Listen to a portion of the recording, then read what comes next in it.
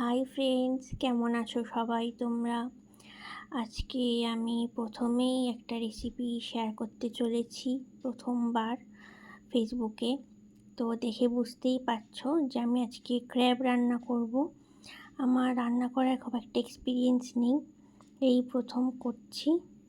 So চলো দেখা যাক কীরকম কী হয়। এইটা হচ্ছে ক্র্যাবগুলোর ডাঁড়াগুলো, দেখে বুঝতেই পারছো কতটা বড় ছিল। ফটো তুললে দেখাতে পারতাম। এবার চলো ইনগ্রিডিয়েন্টসগুলো দেখিয়ে দিই। প্রথমে গোটা গরম মশলা, ধনে গুঁড়ো, নুন, কাশ্মীরি রেড চিলি পাউডার, জিরে গুঁড়ো, হলুদ গুঁড়ো, চিনি, লাল লঙ্কার গুঁড়ো, আর সাথে রয়েছে আদা রসুন বাটা, তারপর সর্ষের তেল, পেঁয়াজ কুচি, টমেটো কুচি, কাঁচা লঙ্কা। আর এই হচ্ছে ক্র্যাব। অনেকে ক্র্যাব পছন্দ করে না, আবার অনেকে খুব পছন্দ করে। এই হচ্ছে সর্ষের তেল। প্রথমেই আমি তেলটা গরম বসিয়ে দিই। খুন্তিটা সরাতে ভুলে গেছিলাম, যেহেতু এক হাত দিয়ে ক্যামেরা ধরেছি, এক হাত দিয়ে রান্না করছি। ভুল ভ্রান্তি হলে তোমরা ক্ষমা করো। এবার চলো ক্র্যাবগুলোর মধ্যে একটু একটু করে হলুদ গুঁড়ো প্রথমে, তারপর একটু একটু করে আমরা নুন ছড়িয়ে দেবো। এবার এগুলোকে ভালো করে একটু মাখিয়ে নেব। এইবার ক্র্যাবগুলো আস্তে আস্তে একটা একটা করে গরম তেলের মধ্যে ছেড়ে দেবো। এটা খুব ছিল, ওই জন্য আমি দিয়ে সরে গেছিলাম। দেন আবার আমি একটা একটা করে দিচ্ছি কড়ায়। এরম করে আমরা আগে হালকা করে এগুলোকে ভেজে নেব। ক্র্যাব খেতে অনেকে ভালোবাসে, আবার অনেকে ভালোবাসে না, আবার অনেকে ভালোবাসলেও খেতে পারে না অ্যালার্জির জন্য। আমার কাঁকড়া ক্র্যাব খুবই ভালো লাগে, এই জন্য আমি দেখলেই বাজার থেকে নিয়ে চলে আসি। তোমরা ডাঁড়াগুলো দেখছো এখন, যদি প্রথমে দেখতে তাহলে বুঝতে পারতে কতটা বড় ছিল প্রথমে ক্র্যাবটা, কিন্তু এটা বাজার থেকে কেটে আনা হয়েছে বলে আমি ঠিক দেখাতে পারলাম না।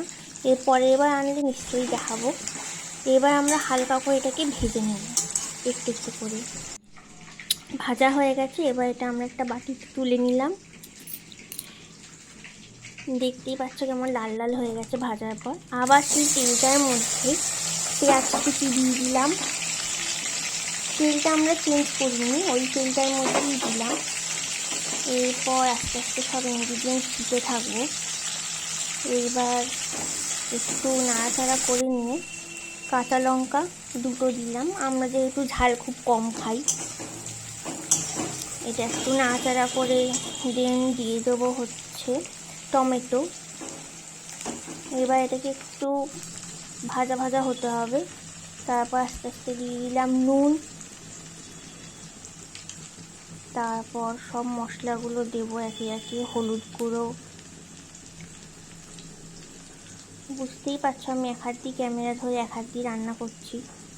জিরে গুঁড়ো, ওই জন্য একটু কেটে গেছে। দেন একটুখানি ধনে গুঁড়ো দিলাম। এবার এটাকে মিক্স করতে হবে। Kashmiri red chilli powder.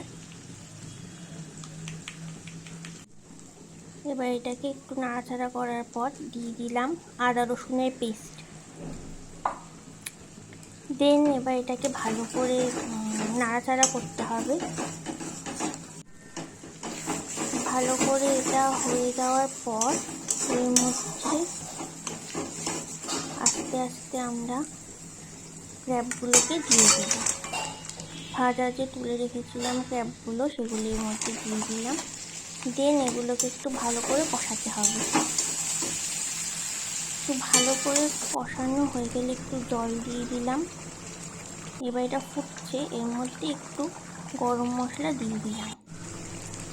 এবার এটা ফুটে গেছে, এবার এটা নামিয়ে নেব। ব্যাস, আমাদের ক্র্যাব রেডি অ্যান্ড সার্ভ।